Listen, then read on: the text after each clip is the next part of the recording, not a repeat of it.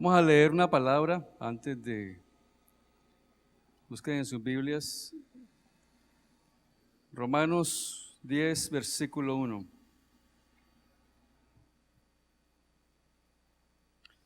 Dice allí la Escritura, Romanos 10, 1. El apóstol Pablo decía: hermanos, ciertamente el anhelo de mi corazón y mi oración a Dios por Israel es para salvación. Amén. Pablo oraba y anhelaba la salvación de los judíos de Israel. En Romanos 11:1 dice: digo pues, ¿ha desechado Dios a su pueblo? En ninguna manera, porque también yo soy israelita de la descendencia de Abraham, de la tribu de Benjamín. Tal vez algunos hayan pensado que porque en parte los judíos participaron con los romanos representando a los gentiles de la crucifixión, que Dios desechó a Israel completamente. Y Pablo dice enfáticamente: porque también yo soy israelita.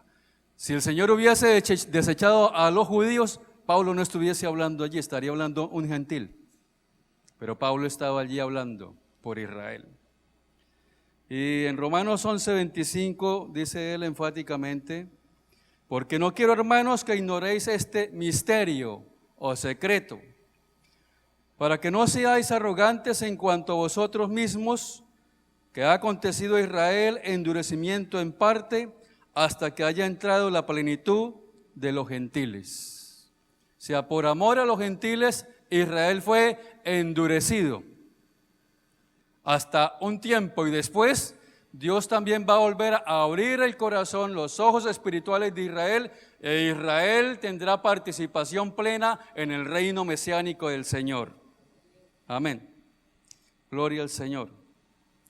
Y Romanos 26 dice: y luego todo Israel será salvo, como está escrito: vendrá de Sión el libertador, que apartará de Jacob la impiedad.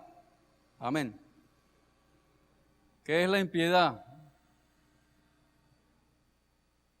Que no conocían al Mesías, pero le conocerán porque Él vendrá no solo como el Salvador, sino como el libertador de su pueblo Israel.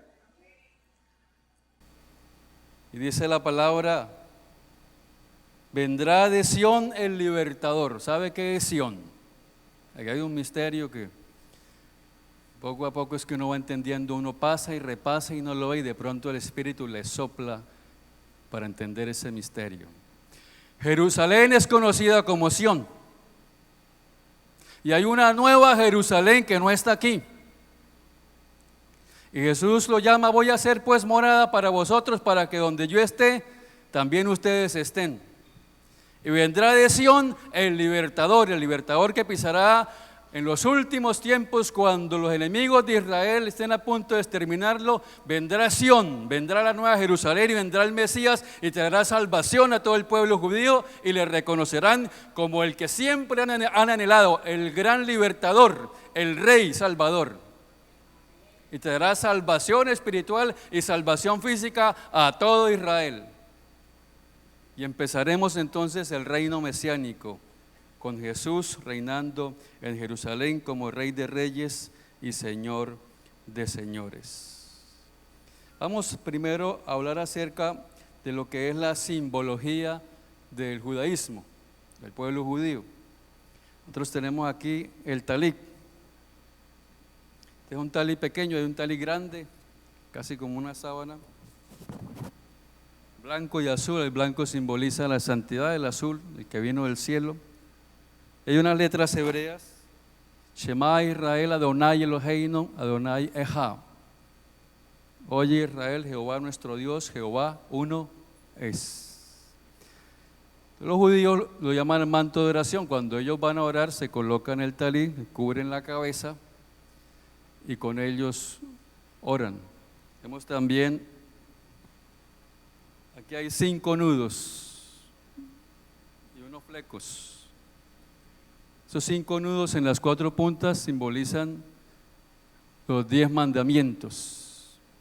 Quieren decir al judío: Cuando vayas al norte, al sur, al oriente, al occidente, si vas con el Señor, tú tendrás bendición, tendrás victoria, tendrás éxito, si vas con los mandamientos del Señor. Amén. Y los flecos simbolizan los 613 preceptos. 613 preceptos. Los mismos mandamientos, qué hacer y qué no hacer para agradar a Dios. Cuando un judío muere, entonces es envuelto en el talí, simboliza estar envuelto en la palabra. Y cuando muere, entonces le cortan la tiara, esto se lo cortan, y le cortan también estos flecos de las puntas. Muerta la persona, no hay mandamiento que guardar. Y es envuelto entonces en el talí que simboliza la palabra del Señor. Amén.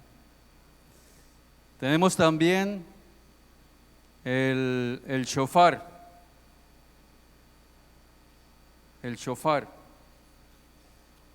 El shofar es algo maravilloso. Nosotros conocemos muy poco el shofar. Shofar se tocaba cuando se estaba en guerra, se convocaba al pueblo para la guerra, para levantar el campamento. Pero el shofar tiene una tipología muy representativa en cuanto a la venida del Señor. Pablo dice que al sonar la trompeta, los muertos en Cristo resucitarán primero y luego nosotros seremos transformados. Amén. Y hay muchas manifestaciones alrededor del toque del shofar, muchas otras significados especiales. Voy a compartir algunas cosas en cuanto al shofar. La Torá fue entregada al pueblo acompañada del sonido del shofar, eso está en Éxodo 19:19. Israel venció en Jericó con el sonido del shofar. La venida del Mesías será anunciada por un shofar. El shofar se tocaba cuando regresaban los exiliados de su tierra. El shofar sonaba al inicio del año de jubileo. El shofar es un recordatorio de la soberanía de Dios. El shofar es un recordatorio de la sustitución de Isaac por el Cordero. El shofar se toca al inicio de las fiestas en la luna nueva. El shofar marca el día del Señor. El shofar sonaba para el rapto y la resurrección de los muertos. Y 7 shofarín sonarán cuando Dios juzgue la tierra en la tribulación. El shofar se usaba también en la coronación de los reyes. Para todo eso se usaba el shofar. Es hecho de un cuerno de carnero. ¿Dónde está William? Está por allá, está escondido. Dios se fue. Vamos a escuchar el sonido del shofar. El shofar tiene tres sonidos. Cada sonido significa algo diferente.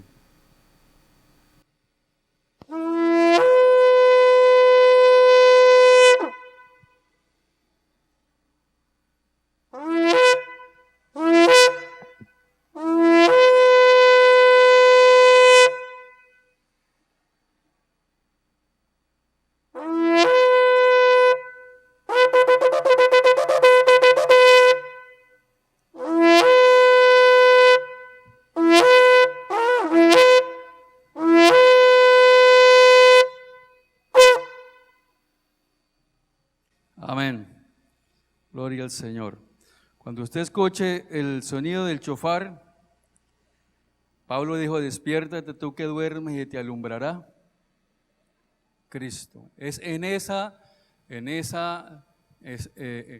cosmovisión donde Pablo está hablando acerca de esas palabras. Despiértate tú que duermes y te levantará Cristo.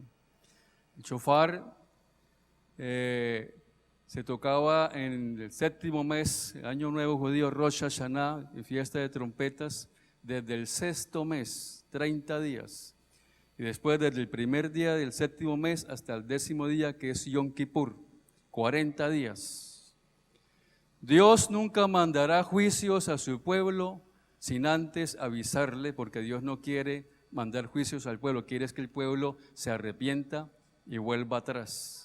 Y el sonido del shofar es una advertencia al pueblo, es un llamado de Dios al pueblo al arrepentimiento, a estar en paz con Dios y estar en paz con los hombres. Entonces, en el judaísmo, Dios permite que todo el mes de Elul el pueblo sea llamado el arrepentimiento. Cuando van a iniciar un nuevo año, Dios está llamando al pueblo a ponerse en paz con Él y con los hombres para que el año que inicia sea un año de bendición, de éxito y de prosperidad. La prosperidad de los judíos está muy ligada a cómo estás tú con Dios y cómo estás tú con los demás. Es la verdadera prosperidad, porque otros pueden prosperar, pero terminan mal. Entonces, otro de los símbolos judíos es la menorá, o el candelabro. Es el símbolo del Estado de Israel, como el escudo nuestro. Entonces, la menorá son 7 brazos, simbolizan las 7 semanas, que la luz de Dios esté en cada uno de los días. El aceite simboliza la presencia del Espíritu Santo. La mechita que hay en cada copa simboliza la vida del creyente. Esto es para aquellos que son judíos mesiánicos. Ahora hablamos un poco más de eso, judíos que creen en Jesús. El oro simboliza la realeza del Mesías. Ese candelabro que estaba en el tabernáculo era de oro totalmente. La realeza del Mesías, el Espíritu Santo, la vida del creyente. Aquí ven unas copas de almendro con un olor fragante que simboliza la resurrección del Mesías y la fragancia del Mesías, la salvación. Eso simboliza el candelabro, simboliza también los 7 espíritus de Dios. En Isaías 11:1.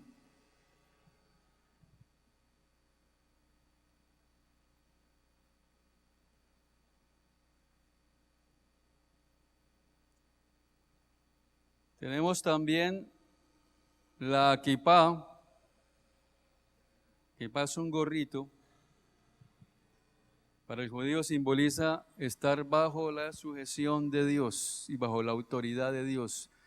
Que tú puedes ser el millonario más grande, pero hay alguien más arriba que tú. Puedes ser el presidente de la nación, pero por encima de ti está otro superior. Significa una actitud de humildad y reconocer de que hay una autoridad sobre nosotros. Eso simboliza la kipá. Y ustedes conocen la estrella de David, que son 2 triángulos, uno hacia arriba y otro hacia abajo. Eso simboliza Dios, el pueblo y la tierra, creación, revelación y redención en el Mesías. Amén. Algunos dicen no, que la estrella esa es diabólica. No, eso tiene un significado. La de 5 puntas es la que utilizan para los ritos satánicos. Pero esta tiene una simbología muy especial dentro del judaísmo mesiánico. Bien. ¿Cuánto debe el mundo a los judíos? Las leyes de muchos países se basan en los 10 mandamientos. ¿A quiénes debemos la palabra nosotros? A los judíos.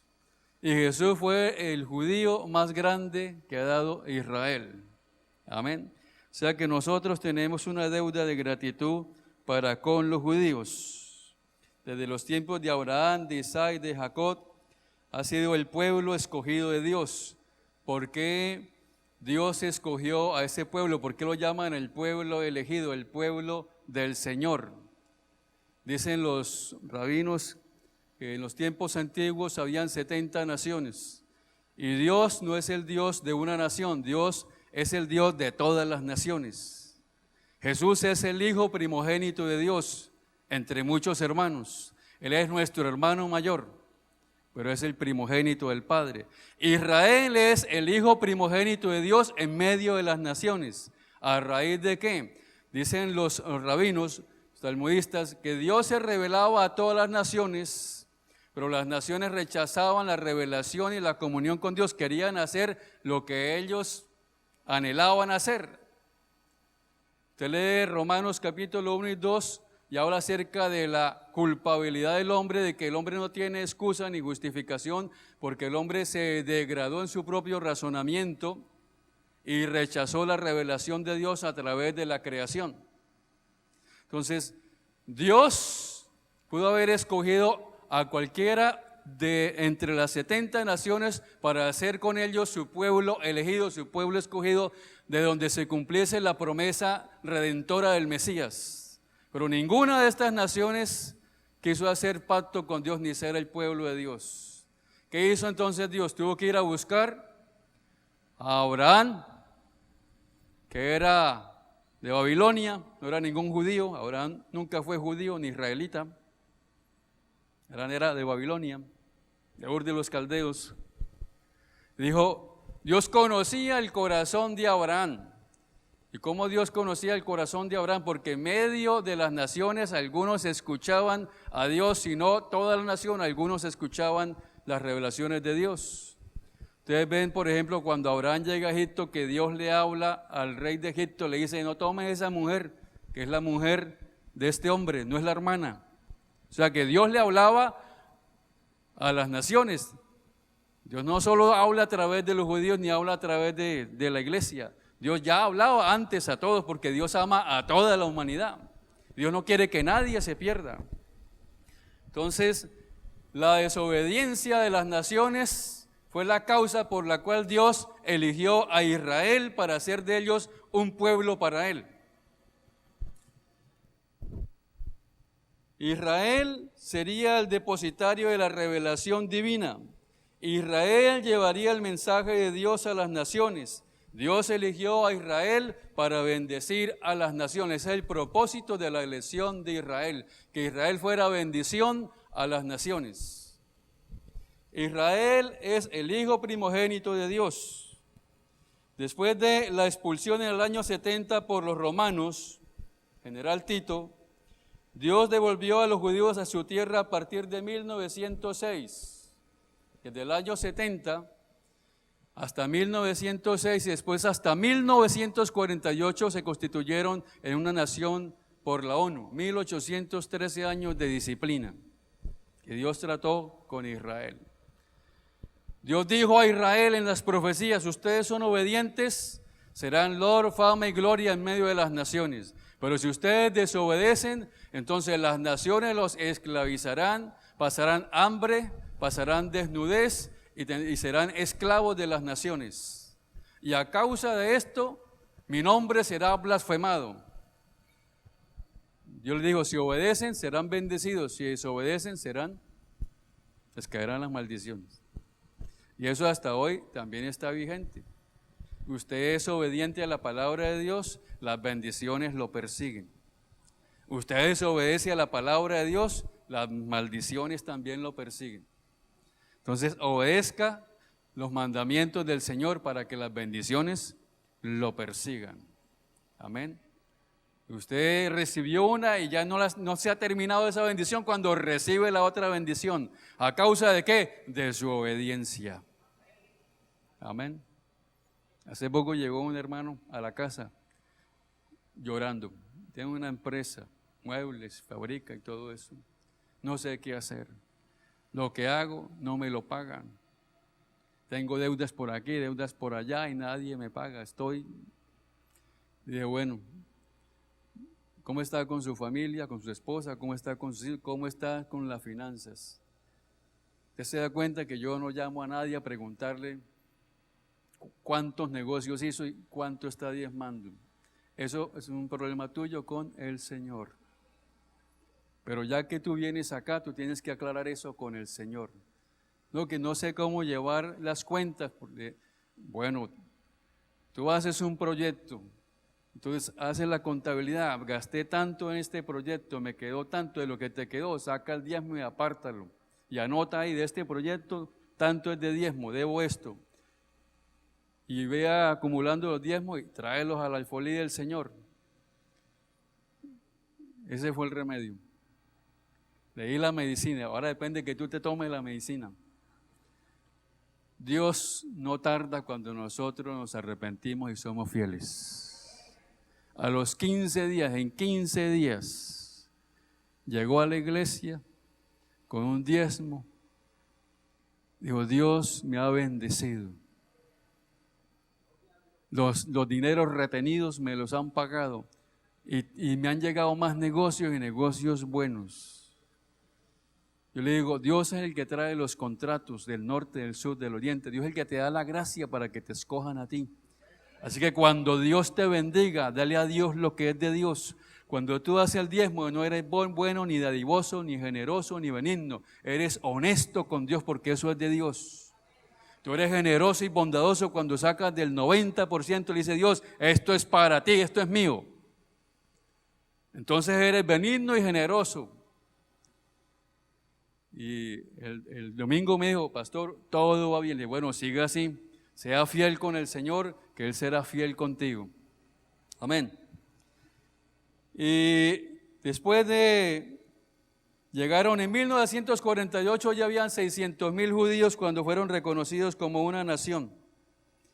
Eso quiere decir que a mayor privilegio, mayor responsabilidad. Cuando tú conoces la palabra de Dios, tienes una responsabilidad consigo mismo, con la familia y con la gente que está alrededor tuyo, porque Dios te llama como Israel a hacer luz. Amén. Y si no eres luz y saben que conoces la palabra, ¿sabe qué hace? La gente va a blasfemar el nombre del Señor. Y no se van a acercar al Señor a causa del testimonio de la persona. El Mesías prometido vino, pero la nación no lo conoció. Lo crucificaron creyendo que era un impostor. Pero a pesar de eso, un remanente lo aceptó y dedicaron su vida al llevar su mensaje. Fueron perseguidos. Muchos de ellos murieron a filo de espada, entregaron sus vidas, pero el mundo conoció el evangelismo misionero de los apóstoles, casi hasta el año 50. Y nosotros tenemos que darle gracias al Señor por esos judíos, por los 12 apóstoles, por todos los que creyeron en ellos y fortalecieron el cristianismo y pagaron a precio de sus vidas el que hoy nosotros estemos aquí en paz y siendo bendecidos. Vamos a ver algo del panorama religioso y étnico de Israel. Los judíos se dividen étnicamente en dos, askenazis y sefarditas. Después del año 70, muchos judíos emigraron a Alemania, a Polonia y a Rusia. Askenaz era el nombre de Alemania en la Edad Media. Askenaz era un hijo de Gomer y nieto de Jafet. Eso está en el libro de Génesis, capítulo 10, versículo 3. El idioma de los judíos askenazis es el yiddish, una mezcla de hebreo y alemán. Y ellos son de tez blanca, ojos verdes, ojos azules, cabello rubio o castaño. El otro grupo son los judíos sefarditas o sefardíes. Se radicaron en España. España es conocida en la palabra como sefarat. Y su idioma es el ladino, una mezcla del dialecto entre el hebreo y el español. Se llama el ladino. Están también los judíos falash. Son judíos de raza negra de Etiopía, son descendientes de la reina de Saba con el rey Salomón. Y están los judíos yemenitas al sur del Yemen, de tez oscura, y su dialecto es el yemán. Están también los samaritanos, viven en el centro de Palestina, hablan árabe, tienen 5 artículos de fe: Dios, Moisés, Torá, el monte Gerizim, sacrifican el cordero pascual y creen en recompensas y castigo eterno. Y están también judíos asiáticos, japoneses, chinos y tailandeses, y un grupo llamado los prosélitos o gentiles convertidos al judaísmo. Eso en cuanto a lo que es la parte étnica de los judíos. Grupos. ¿Quién es judío? Existen judíos ateos, agnósticos, blancos, trigueños. Haber nacido en Israel no determina el judaísmo. Hay millones de judíos fuera de Israel que se consideran israelitas o judíos. El concepto religioso judío dice que es judío todo aquel descendiente de Abraham por parte de madre, judía, no de padre. Ellos dicen, como decían las abuelas. Los hijos de mis hijas, nietos serán los de mis hijos, quién sabe. Entonces, todo hijo nacido de madre judía, aunque el padre sea un gentil, se considera judío. Si el padre es judío y la madre es gentil, no lo consideran judío. Va a la sinagoga, tienen afecto, pero no es como el que es nacido de madre judía. Eso para el reconocimiento dentro del judaísmo. Según las Escrituras, dice Pablo, quien es judío lo es aquel que es de corazón. Amén. Entonces, usted si quiere ser judío, sea judío de corazón. Pablo dice que sacan aquellos que se circuncidan si no guardan los mandamientos de Dios. Más hace aquel que no está circuncidado y guarda los mandamientos de Dios.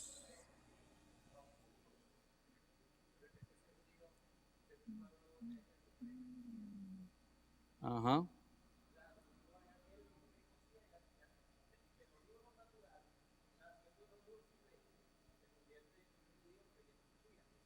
Amén.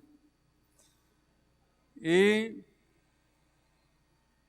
para Pablo, crean el Mesías o no el Mesías, son judíos y él amaba a todos ellos y por ellos se esforzaba y oraba hasta nuestros días.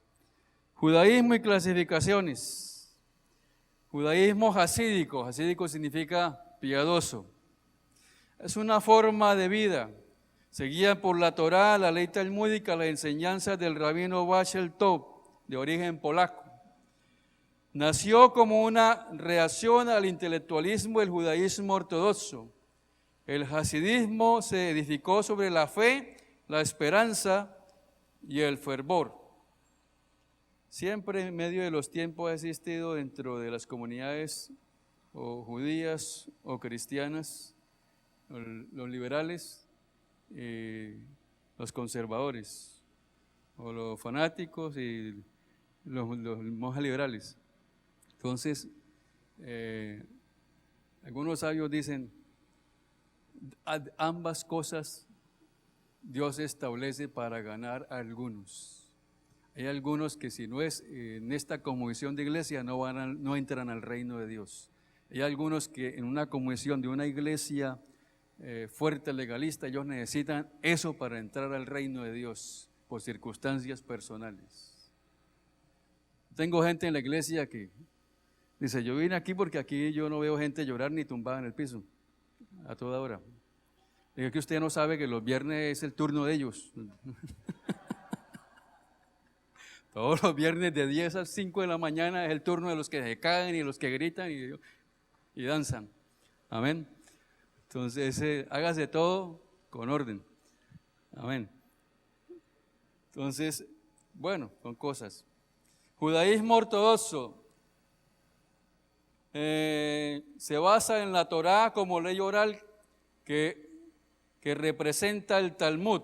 Maimónides, destacado rabino, en el año 1135 expuso los principios de la fe judía en 13 artículos. En estos 13 artículos se basa prácticamente todo el judaísmo. Vamos a leerlos para que usted pueda entender la esencia del judaísmo. Dice, número 1, creo con fe perfecta que el Creador bendito sea su nombre, es el autor de todo lo creado. Creo con fe perfecta que el Creador bendito sea su nombre, es una unidad, que no hay unidad sino en Él, y Él es solamente nuestro Dios, que fue y es y será. Creo con perfecta fe que no es un cuerpo material, sino que está exento de toda circunstancia humana y que no tiene forma. Creo que el Creador es el primero y el último. Creo que el Creador es la única persona a la cual se debe orar. Creo con fe perfecta en lo que han dicho los profetas. Creo con fe perfecta que la profecía de Moisés, nuestro maestro, la paz sea con él, es verdadera y que él fue el libertador, el líder de los profetas, tanto de los que le precedieron y los que le siguieron. Creo con fe perfecta que toda la ley ahora en nuestro poder es la misma que fue dada de Moisés a Él sea la paz. Creo con fe perfecta que su ley no cambiará y que no habrá otra ley que no sea la de Él. Bendito sea su nombre. Creo que el Creador conoce cada nacimiento de los hijos de los hombres y todos sus pensamientos.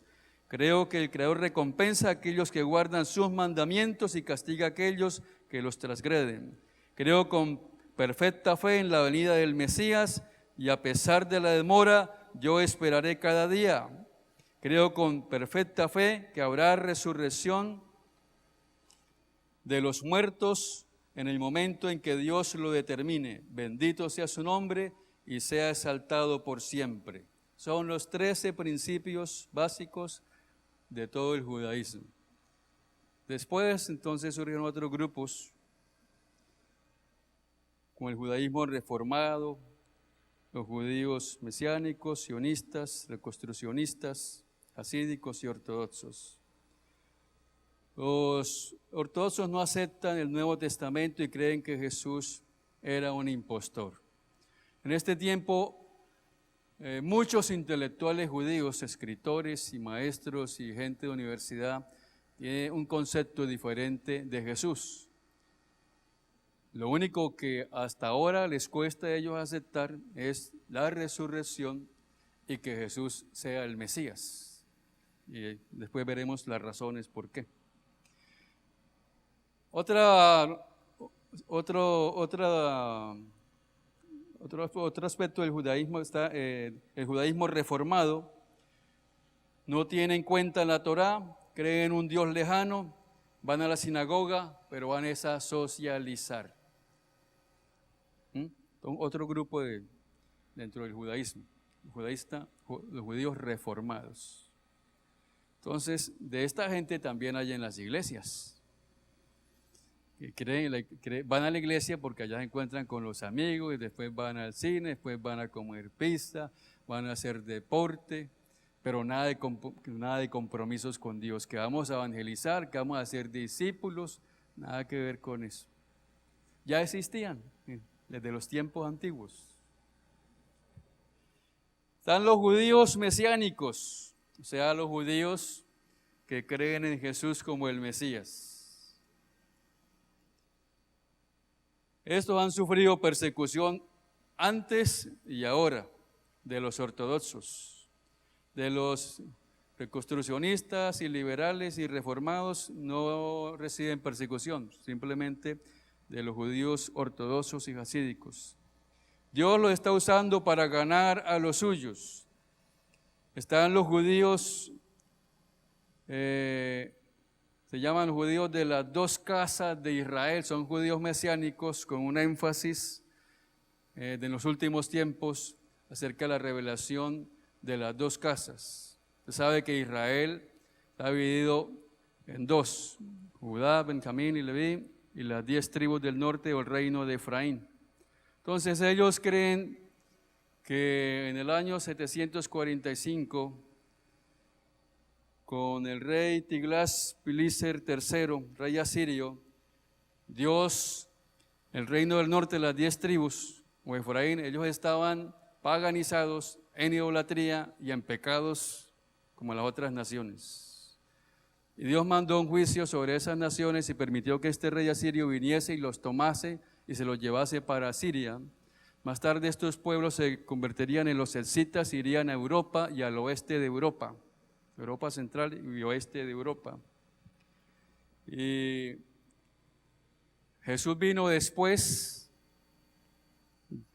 745 años después aparece el Mesías, aparece el movimiento apostólico y comienza a llevarse el evangelio a través de la cristiandad a las naciones, Europa y todo el mundo. Entonces la posición de ellos es que las 10 tribus se paganizaron tanto, se olvidaron tanto de Dios, de su esencia judía, de la Torá y de Yahvé, de Adonai, y se mezclaron con las naciones y formaron otras naciones, las naciones existentes hasta hoy. Y más tarde, cuando van los apóstoles y todos los descendientes de los apóstoles que llevan el Evangelio, ellos reciben al Mesías, pero han perdido la tradición porque se paganizaron y generaciones se olvidaron de Dios y de la cultura de su pueblo. Entonces ellos dicen, está Judá representando a lo que es Israel, y Judá tiene la Torá, tiene los oráculos de la fe, tiene las raíces, pero no reconoce al Mesías. Y está Efraín, el reino del norte, ahora con el Mesías que les ha venido a través de la cristiandad, pero sin las raíces que tiene Judá. Entonces, en esencia, ellos dicen, Dios prometió a Abraham que su cera, su simiente, iría a las naciones, que su descendencia no se podría contar, que sería multitud de pueblos y naciones. Ellos dicen, los judíos somos 16 millones, 6 millones en Israel y 10 en la diáspora. O sea que sabemos cuántos somos. O sea que con Judá no se cumple esa profecía. Se cumple cuando Efraín es esparcido, Efraín se mezcla con los pueblos y Efraín comienza a formar naciones que 745, 800 años más adelante vuelven otra vez a Adonai a través de la revelación del Mesías, Jesús, por los apóstoles y por los misioneros. Y eso tiene mucha lógica, mucha razón de ser. Y ellos dicen, para el final de los tiempos Dios va a reunir las dos casas. Y lo simplifican. Ellos dicen, Dios dijo a Abraham que todo aquel que recibe a Jesús es porque tiene el linaje de Abraham, por algún lado.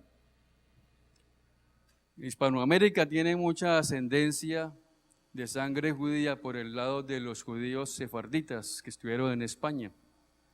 Desde Colón hasta estos tiempos, muchos de ellos vinieron y se establecieron en México, en Colombia y en Latinoamérica. Y se asentaron tan fuertemente que en Jalisco, Guadalajara, en Antioquia, Colombia, en Córdoba, Argentina, son asentamientos muy reconocidos de la fe sefaradí, descubierto por las costumbres que tienen estos pueblos. Y así la simiente de Abraham se dispersó por los cuatro extremos. Ellos dicen, la disciplina que Dios aplicó al reino del norte, Efraín, fue de bendición para traer bendición a las naciones ya existentes. Si vosotros sois de Cristo, ciertamente el linaje de Abraham sois. Esa palabra linaje habla de la genética. Amén. Gloria al Señor. Están los últimos, los judíos sionistas, que aman y luchan por sostener el Estado de Israel, crean o no crean en Dios. Los sionistas. Teodoro Herz, en 1896, se convenció de que los judíos, por más que quisieran asimilarse a las naciones, siempre serían tratados despectivamente. Y entonces él comenzó un movimiento para que los judíos volvieran otra vez a tener una tierra. Unos dijeron, ir a Israel la cosa es difícil, ¿por qué no compramos tierras en África y establecemos un estado en África? Pero ninguna de esas postulaciones se concretó y el movimiento fue tomando fuerza y comenzaron a recoger dinero en la clase obrera judía en Rusia y en Europa. Y después, poco a poco, gente pudiente comenzó también a apoyar la misión Y nosotros vemos que Dios usó a Teodoro Herz para cumplir las profecías del regreso de Israel. No fueron los judíos hasídicos ni los ortodoxos los que lucharon para establecer el Estado de Israel, fueron los sionistas, movimiento nacionalista judío. Así que Dios hace cosas que uno no se espera. Dios puede usar a quien menos usted cree. Amén. No digas no, porque de esa piedra Dios la hace hablar. Otro aspecto importante son las fiestas de los, no son las fiestas de Israel, sino son las fiestas solemnes de Yahvé. Amén. Y las fiestas solemnes de Yahvé son para su pueblo. ¿Sí? ¿Quién es su pueblo? Todo aquel que invoca su nombre y los que invocan su nombre a través del Mesías. Entonces, las fiestas dentro del judaísmo ortodoxo, hasídico, reformado, para ellos son fiestas históricas que no tienen conexión con el Mesías. Pero para los judíos que conocen a Yeshua como el Mesías, ellos se dan cuenta que cada una de esas fiestas es un símbolo, tipología de algo que el Mesías hizo o algo que el Mesías va a hacer.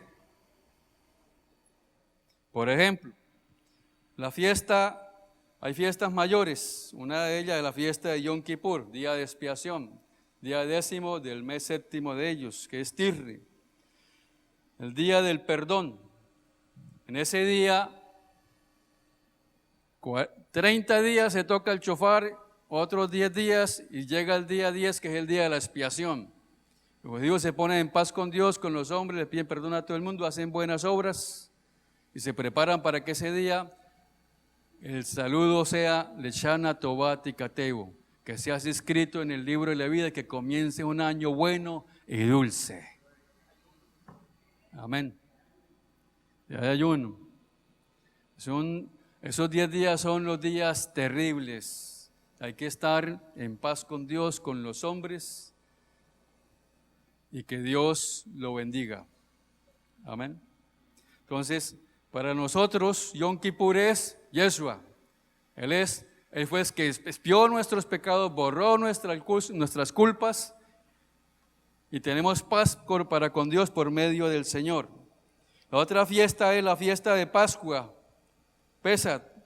Recuerda la liberación de Egipto a la tierra prometida, pero en el Mesías recuerda la liberación del pecado a la libertad del reino de Dios. Cuando usted hizo la oración de fe, tuvo su Pascua ahí. Nuestra Pascua es Cristo, que nos sacó de las tinieblas a la luz del reino de Dios. La fiesta de Shavuot, en el Sinaí, entrega de la Torá. Hay algo muy importante allí. Nosotros siempre conocimos Pentecostés desde el punto de vista evangélico, porque yo por mucho tiempo, cuando hablaban Pentecostés, Espíritu Santo, después estudiando, me di cuenta que Pentecostés, 50 días después de Pesach, los judíos celebraban una fiesta que le llamaban Shavuot, la entrega de la Torá. Y que en ese tiempo de la entrega de la Torá fue que se reunieron los 120 y el Señor los bautizó con fuego. Entonces, la palabra y el Espíritu son los rieles del tren que nos pueden llevar a nosotros al equilibrio en todas las cosas. Si usted solo es Espíritu Santo y señales y prodigios y moveres, y se olvida de la palabra, se va a descarrilar. Y si solo usa la palabra y se olvida de las revelaciones del Espíritu y los dones del Espíritu, no va a ser tan efectivo su mensaje. Porque necesitamos las manifestaciones del Espíritu como una realidad del poder de Dios. Y tenemos también la fiesta de Rosh Hashanah, o la fiesta de las trompetas. Ya hablamos acerca del shofar. Algo importante en la fiesta de las trompetas es que señala la venida del Mesías. Los judíos mesiánicos dicen, Dios dijo, el día y la hora nadie lo sabe, pero los tiempos Dios sí lo sabe y Dios se lo revela. El Señor dijo, el Señor vendrá como ladrón en la noche para aquellos que no saben los tiempos y son de oscuridad, que andan en las tinieblas. Pero para los que son de luz, ellos saben el tiempo, no saben el día y la hora, pero saben los tiempos de la venida del Señor. Y cuando Pablo está hablando acerca de la trompeta que sonará antes que los muertos resuciten, está hablando, haciendo relación a fiesta de trompetas. Rosh Hashanah se tocaba el shofar al salir la luna nueva. Podría ser el primero o segundo día de Tisri. Y allí ellos entonces decían, bueno, la luna puede salir en el primer día o en el segundo día. No sabemos en qué día. El día y la hora no lo sabemos, pero sabemos en qué tiempo la luna nueva se manifiesta. Y así va a ser la venida del Señor. El día y la hora no lo sabes, pero el tiempo sí lo sabemos. Entonces los judíos dicen, no se preocupen que esto no se va a acabar en diciembre, ¿qué? En diciembre 12. Ya pasó este año, ya no fue este año que el Señor vino. Ya la tribulación no apareció y el Señor no vino, así que ya quedó para el año entrante. Mira, y todo esto tiene sentido. Esos 30 días del mes de Elul, donde se toca el shofar, llamando al arrepentimiento, más los 10 días de Tisri, que llaman ellos los días terribles de estar a paz con Dios. Para nosotros que entendemos la palabra y al entender la revelación de las fiestas, entendemos, número uno, que Dios avisa cuándo va a venir y quiere que estemos preparados. Amén. Pues no vaya ahora a decir, ya sé para cuándo más o menos puede venir el Señor, así que de diciembre, agosto o a junio, parranda, me santifico en agosto y el Señor viene en septiembre. No diga eso porque usted no sabe si hoy o mañana estás. Amén. Y es mejor vivir en obediencia porque la obediencia trae bendiciones. Amén. De la desobediencia nada sale bien. Entonces viva en obediencia. La fiesta de Suco, la fiesta de las cabañas, es un recordatorio de que Israel estuvo habitando en cabañas en el desierto. ¿Por qué Dios se interesa tanto en eso? Ya, me van a hacer una fiesta de 7 días y van a recordar que a tus padres, a tus antepasados, yo lo estuve en el desierto viviendo 40 años. No le faltó comida, la ropa se mantuvo, los zapatos también, hasta que fue el tiempo de entrar. Entonces, en la fiesta de Suco o tabernáculo o cabaña, ellos colocan 4 estacas y arriba ramas de árboles de mirto, de sauce, de cedrón y de palmera. Una diversidad en medio de una unidad. Ellos dicen, en la congregación hay muchos caracteres, hay gente con dinero y sin dinero, mucha diversidad, pero debe haber unidad. Lo mismo en la casa. Tu esposa, tu esposo, tus hijos son diferentes, hay diversidad, pero debe haber unidad. Las estacas debían no estar muy apretadas a la tierra, porque se estaban moviendo constantemente, pero también porque Dios les quería enseñar que no se apeguen tanto a las cosas de esta tierra que se olviden que Él está allá arriba. Las ramas debían ser puestas de tal manera que en la noche se viesen las estrellas y de día el sol, los rayos del sol penetrasen.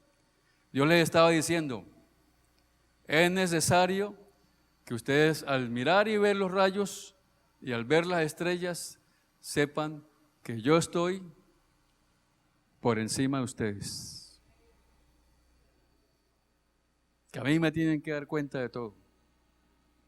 Y que yo soy su provisión y su protección. La fiesta de Suco también significaba otras cosas. Lo llamaban la fiesta de las naciones.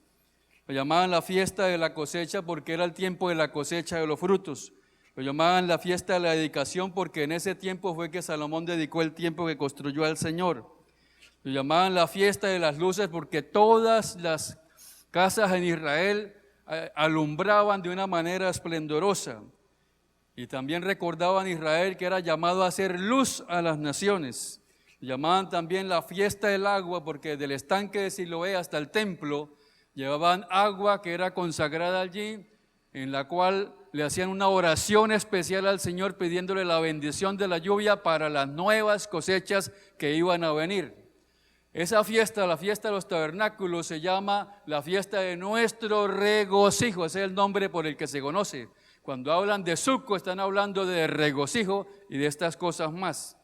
Fiesta de las naciones, dice la palabra que en el tiempo del Mesías, de todas las naciones tendrán que ir sus embajadores a llevar los honores y presentes al rey. Y la nación que no envíe representante, no le lloverá, no tendrá bendición. Así que prevalecen hasta el reino mesiánico, esta fiesta de los tabernáculos. Es importantísimo. En cuanto a doctrina, ¿cómo estamos? Yo me sujeto, vamos de vigilia. Dios, en cuanto a Dios, los judíos solo creen en la divinidad del Padre, Deuteronomio 6:4. Shema Israel, Adonai Eloheinu, Adonai, uno es. Y eso desde niños hasta ancianos. Entonces ellos tienen eso muy enraizado en su corazón. La Biblia enseña de la triunidad, nosotros le escribimos así. En el Nuevo Testamento no se presentan como tres dioses. Los tres están unidos perfectamente en esencia, en carácter, en propósito, en poder, en interacción y trato con la humanidad. Jesús habló, mi Padre y yo, uno somos. Amén. O sea, interactúan. Algo importante es los conceptos que tienen los judíos del Mesías. La idea del Mesías ocupa el pensamiento judío. Distintas oraciones se hacen en la sinagoga y familia sobre la era mesiánica. El objeto de la venida del Mesías es la paz, la redención y restauración del sistema sacrificial que en el pasado expiaba los pecados. Hoy en Israel están criando ganado, la novilla alazana, que es como el color de las sillas que habían antes acá, naranja, así ladrillo, porque esas son el ganado que utilizaban los sacerdotes en los sacrificios expiatorios en la antigüedad.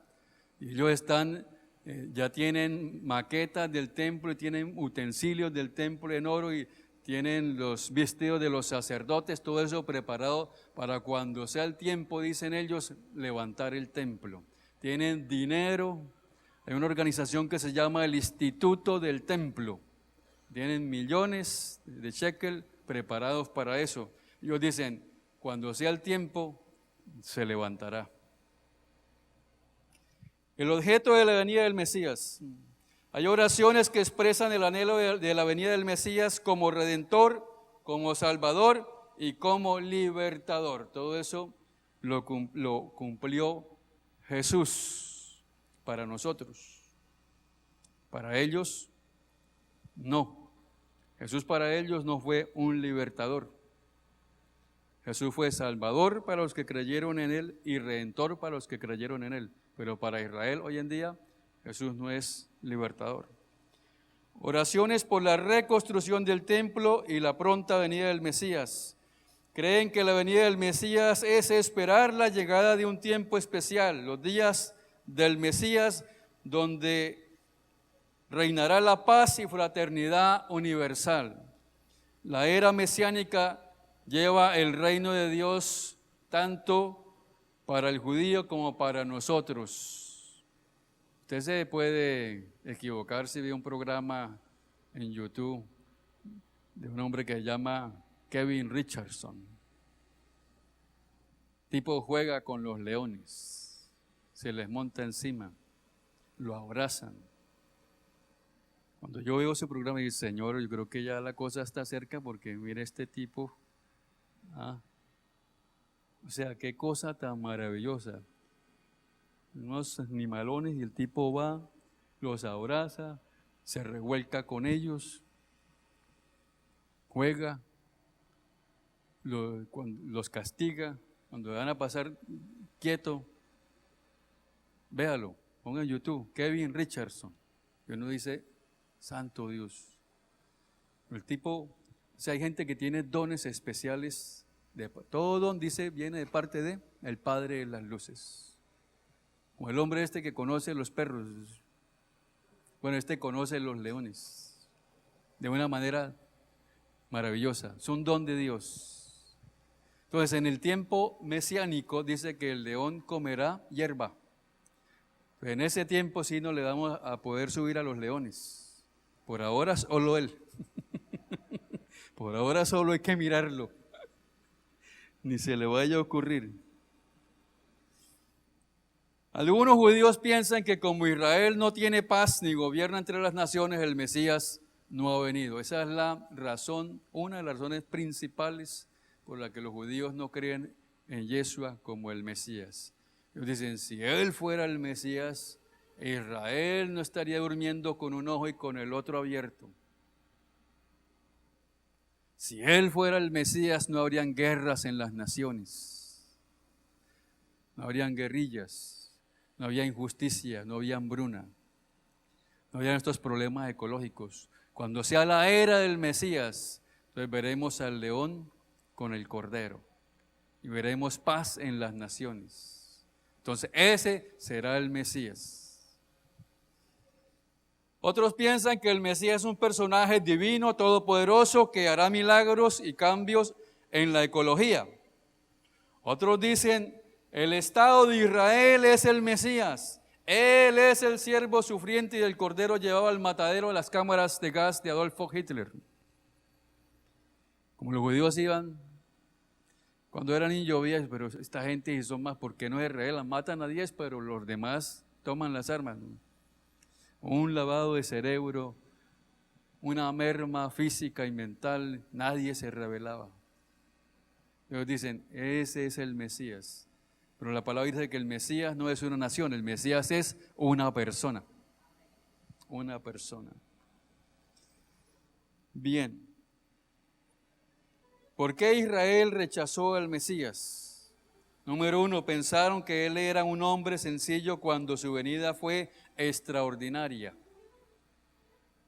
Creyeron que sufrió el castigo por su pecado cuando en realidad el castigo fue por nuestros pecados. Hay una parte de la teología judía que habla acerca de que a aquella persona que está mal le suceden cosas malas. Entonces, lo que le pasó a Jesús fue el castigo por las cosas que él hizo malas. La teología judía del pecado. Consideraron que su pasividad era una admisión de la culpa cuando en realidad era la aceptación de la voluntad de Dios. Los judíos ungían con aceite a sacerdotes, profetas y reyes como símbolo de la unción que el Espíritu Santo les daba para desempeñar su función. El Mesías debía ejercer los 3 ministerios. Jesús ejerció su ministerio de profeta en los acontecimientos futuros, como la caída de Jerusalén. Él predijo sobre eso, la traición de Judas, el abandono de sus discípulos, su muerte y resurrección, el ascenso al cielo, la venida del Espíritu Santo. Él habló de todo eso se cumplió. Y su regreso en gloria. El libro de Hebreos habla de Jesús como sacerdote. Los judíos rechazaron a Jesús porque no vieron cumplidas en él las profecías mesiánicas respecto a su obra como rey que los libertaría de los romanos. Este no es el Mesías. Y los romanos lo siguieron oprimiendo y rechazaron a Jesús como el Mesías. 2 corrientes de profecías mesiánicas hay en Jesús. Él vino primero, tenía que venir como el Mesías ben José, hijo de José, el Mesías sufriente que iba a la cruz, y la segunda venida en gloria, el Mesías ben David, que vendrá a gobernar, que pisará el monte de los olivos, desheredará a Israel y establecerá el reino mesiánico por 1000 años y después por la eternidad. Amén. Gloria a Dios.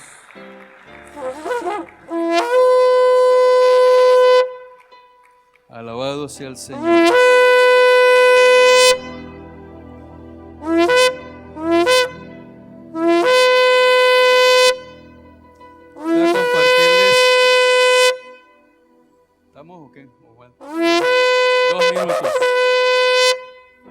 compartir la fe con un judío? Es una terminología que usted debe usar. No diga Cristo, diga Mesías. No diga cristiano, diga creyente. No diga iglesia, diga templo. No diga convertido, diga completar la fe. No diga Jehová, diga Adonai. No diga Antiguo Testamento, diga Antiguo Pacto, Nuevo Pacto. No diga evangelizar, diga testificar. No diga San Mateo, diga Mateo. Los judíos son muy susceptibles. Le han enseñado que los cristianos son antisemitas, sufrieron las cruzadas, la Inquisición y la Alemania nazi. Poco creen en los milagros e inspiración bíblica. Les han enseñado que si aceptan a Jesús son traidores de su pueblo. Son francos para discutir, son muy personales en sus creencias. Donde hay 3 judíos, hay 5 opiniones. No aceptan burlas de sus símbolos y costumbres, aman a Israel y a su tierra y no aceptan un evangelismo compulsivo. Hay que ser primero amigos. Amén. Gane su amistad, sea paciente y sincero, no tenga actitud de abogado, sino de testigo. Use la terminología correcta, identifíquese con las cosas judías, agradézcale todo lo que disfruta el judaísmo, la Biblia, depende del Espíritu Santo, Él es quien convence a los judíos.